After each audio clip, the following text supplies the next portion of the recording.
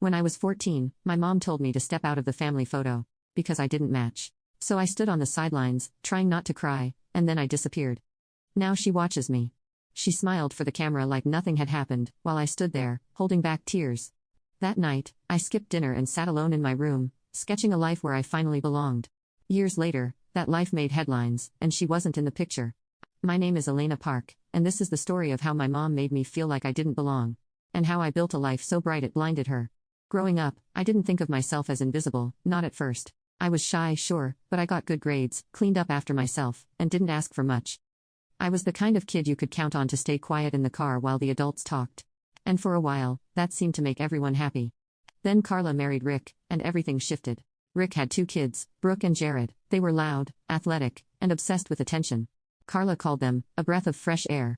Suddenly, our walls filled with photos of soccer trophies, dance recitals, and sun-drenched beach days. My artwork, sketches I had carefully framed and hung in the hallway, disappeared one by one, replaced by shots of the new family. No one said anything about it, not even when I asked. Carla loved posting about us online, matching outfits, coordinated family fun days, brunches with hashtags. But I was always cropped out or standing off to the side, blurry, mid-blink. Forgotten. I tried to talk to her once. "Do you not want me in the pictures?" I asked one evening while she scrolled through filters on her phone. She sighed, like I had asked her to donate a kidney. "Elena, don't make everything so dramatic. You're so sensitive." That was Carla's favorite phrase, "You're too sensitive." As if my hurt feelings were a personality flaw. As if I should be grateful just to exist quietly in the background. I stopped asking questions after that. Holidays were the worst. Rick's kids got new bikes and iPads. I got socks or school supplies. One Christmas, they opened matching North Face jackets while I got a notebook, with my name spelled wrong on the cover. Carla smiled and said, "You like drawing, don't you?" I wanted to disappear into the floor. The hardest part wasn't the gifts. It was the way she acted like everything was normal. Like I was just ungrateful for not clapping over a clearance notebook, while everyone else unwrapped their second round of gifts. But not everyone ignored it. My grandmother, Carla's mom, lived a few towns over, in a little house with wind chimes on the porch. Her name was June. She had gray streaks in her hair and always smelled like cinnamon tea. She called me Lena and said I had my grandfather's hands, strong and steady, perfect for creating things. She never asked me to explain myself. She just saw me, and that was enough. When things got bad at home, I started spending weekends at Grandma June's. Carla didn't mind. In fact, she seemed relieved to have one less person to arrange around her curated life. At Grandma's, I could breathe. She noticed I was always sketching, faces, buildings, fashion designs, and asked if I'd ever considered graphic design. I told her I didn't even know what that was. The next week, she signed me up for a free weekend class at the local library. Then another. And another. "Don't let anyone shrink your world, Lena," she told me one night while we sat under a throw blanket, watching old black and white movies. "You're bigger than they want you to believe." Carla never asked where I was going, or what I was learning. If she ever noticed I was getting better at design, she didn't say a word. One day, she handed me a shopping list and said, "Make yourself useful and pick this stuff up while I take Brooke to her modeling audition." I looked at the list: shampoo, snacks, candles, all name brand of course. Then she shoved a $10 bill into my hand like that would cover it. When I pointed it out, she rolled her eyes. "Then use your own money. You're always at Grandma's house anyway, I'm sure she spoils you." That was the moment I realized Carla didn't see me as her daughter. I was just an accessory to manage, a kid who didn't fit the aesthetic. And if I didn't fit, I didn't matter. I started journaling more, sketching late into the night, planning an escape I couldn't name yet. Grandma June encouraged me to keep every drawing, every idea. "Someday, you'll need to show the world what they missed," she told me. She was right. But back then, I was just a kid with a pencil and a growing ache in my chest. I didn't want revenge, I just wanted to feel like I belonged somewhere. High school was when I realized I was officially invisible. Not just overlooked, invisible. My mom, Carla, had perfected the art of smiling through me. If I got an A, she'd nod like I'd told her I cleaned the kitchen. But if Brooke made honor roll, oh, she'd post about it on Facebook like her daughter had just cured cancer. Brooke and Jared were Rick's kids, my step-siblings. When Carla married Rick, it was like she rebranded our family. We were suddenly the Bradfords. Not the Parks, not me. She changed our last names to match Rick's. Mine was the only one that didn't take. I didn't argue, I just quietly stopped trying to be seen. Ski trips in the winter, beach weekends in the summer. "You don't like cold weather," Carla said when I asked why I wasn't invited. The year after it was, "You burn too easily." Eventually, she stopped pretending. "It's just easier when it's the 4 of us." So while they posed for sunset pictures on the beach, I stayed at home, but not with them. I'd pack a bag and stay with my Grandma June. Grandma June was my mom's mother, but you'd never guess it. She lived in a tiny yellow house with creaky floors, and the smell of lavender always floating in the air. Her hands were warm, always scented with soap, and she never asked me to smile for a picture. She just handed me a plate of cookies and said, "Let it out." And I would. That's also where I started to draw. I had this old iPad, probably a hand-me-down from one of Carla's regift piles. I used a $9 stylus from the clearance bin and started sketching. Fashion logos, fake magazine ads. Anything that made me feel like I was creating something that mattered, something that couldn't be cropped out of a photo. Grandma noticed. One Saturday afternoon, she walked into the room and sat beside me while I was designing a poster for a fake coffee brand. She studied it quietly, then said, "Have you ever thought about doing this for real?"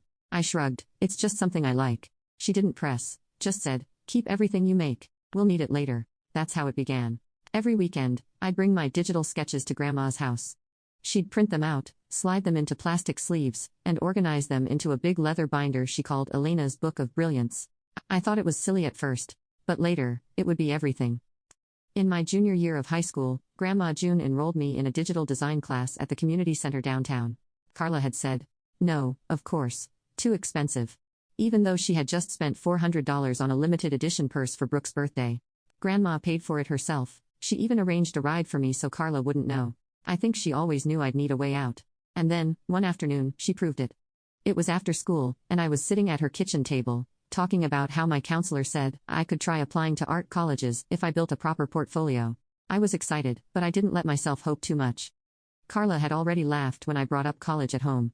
"Design, that's not a real job, Elena." Grandma didn't laugh. She got up and walked into her bedroom. I heard her opening drawers.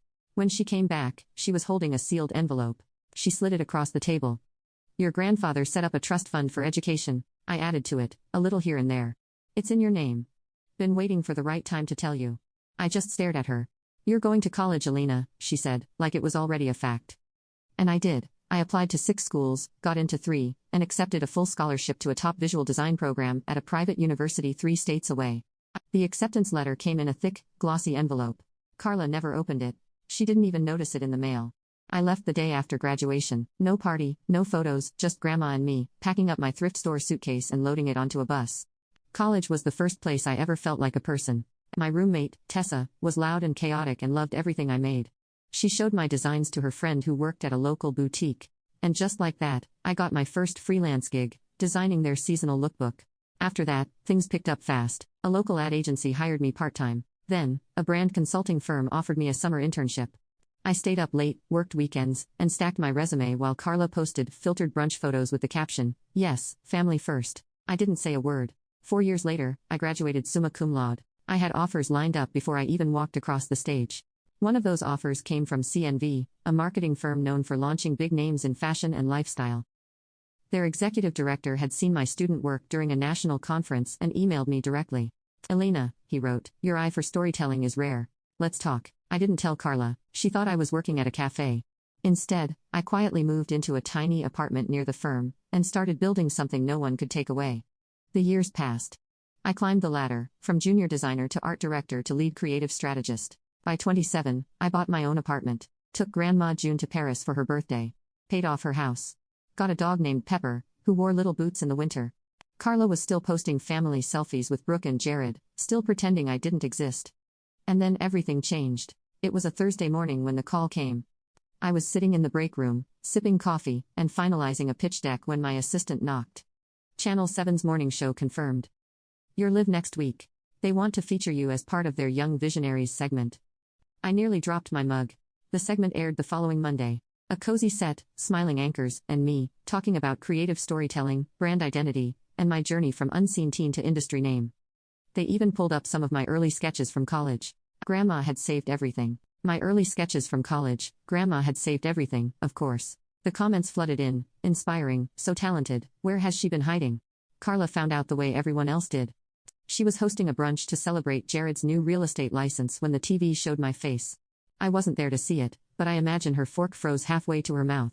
I imagine Brooke blinked, Jared made a dumb joke. Because suddenly, I wasn't invisible anymore. I was everywhere. The magazine features, the LinkedIn spotlight, a campaign billboard in Times Square. The girl she told to stay out of the picture had just become the face of an entire creative revolution. And that was only the beginning. The message came 3 days after the morning show aired. Elena, it's your mother. My 50th birthday is next month. We're doing a nice brunch at Belmore Gardens. You probably don't know it, very exclusive. Be there, 11 a.m. sharp, don't embarrass me. No, how are you? No, I'm proud of you. Just a demand, with a little insult folded in, like always. I almost deleted it, but instead, I laughed, not out of spite, just amazement. 13 years of silence, and this was the grand comeback. A brunch invite, framed as a royal summons. That night, over tea in Grandma Jun's kitchen, I told her about the message. She didn't say much. Just raised an eyebrow and asked, "So what are you bringing her?" I smiled and pulled out a small envelope. Inside was a certificate, an all-inclusive luxury spa retreat in the Swiss Alps. Private chef, mountain view suite, chauffeur, 5 figures, easy. Grandma nearly dropped her teacup. Elena, she doesn't deserve this. Oh, I know, I said, sipping calmly. But I'm not giving it to her. I just want her to see what she gave up. She chuckled. You are your own kind of wicked. The day of the brunch, I wore a clean black jumpsuit and a simple gold necklace. No designer logos, no flashy heels, just quiet elegance, the kind people miss until it's already left the room. I arrived 5 minutes early. Belmore Gardens was exactly what I expected, faux fancy. Watered-down mimosas.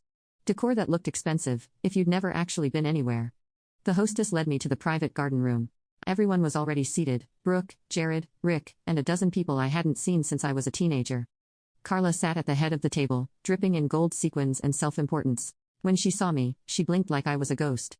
Oh, you actually came, she said, forcing a smile. You could have dressed up more for the occasion. I just nodded and took a seat at the far end of the table. The brunch unfolded like a low-budget soap opera. Brooke gave Carla a personalized jewelry box. Jared handed over a monogrammed designer tote. Each gift was met with fake tears and exaggerated gratitude. Then it was my turn. I reached into my purse and placed a small, neatly wrapped box in front of her. No fanfare, no speech, just a soft happy birthday. Carla stared at it, eyes narrowing. This better not be one of those minimalist gifts people post about. Honestly, Elena, you show up in basic clothes, take a taxi here, and now this. She didn't even open the box, just shoved it back across the table. You always had a flair for disappointment. The room went quiet. Even Brooke looked uncomfortable. I picked up the box, brushed off a crumb, and said calmly, "That's a certificate for a luxury retreat in Switzerland. The kind of place where people go to disappear from the noise." Her face paled. "You're lying." "I was going to give it to you," I said, slipping it back into my purse. "But now I realize, you don't want me. You just want what I can give you. You always have." I stood up, straightened my jacket, and gave her one last look. "You told me to stay out of the picture, so I did. But I didn't disappear, I just got sharper." Then I walked out. No one followed me. The taxi was waiting outside. As we pulled away, I saw Carla rush to the front entrance, phone in hand. She was already dialing. I didn't answer. For the next 2 weeks, the messages poured in. "Let's talk, you overreacted, we're still family. Brooke needs help with branding, maybe you two can collaborate. We're redoing the kitchen, could use a creative eye." Each message more transparent than the last. I blocked her on everything. But she found a way around it, showing up at Grandma Jun's house with fake tears and demands. Grandma calmly told her to leave. "You gave up your daughter years ago. Don't act surprised that she doesn't want you now." That night, I sat on Grandma's porch and watched the city lights blink through the trees. Then I pulled out the Swiss retreat certificate and smiled. "I changed the name," I said. Grandma blinked. "What?"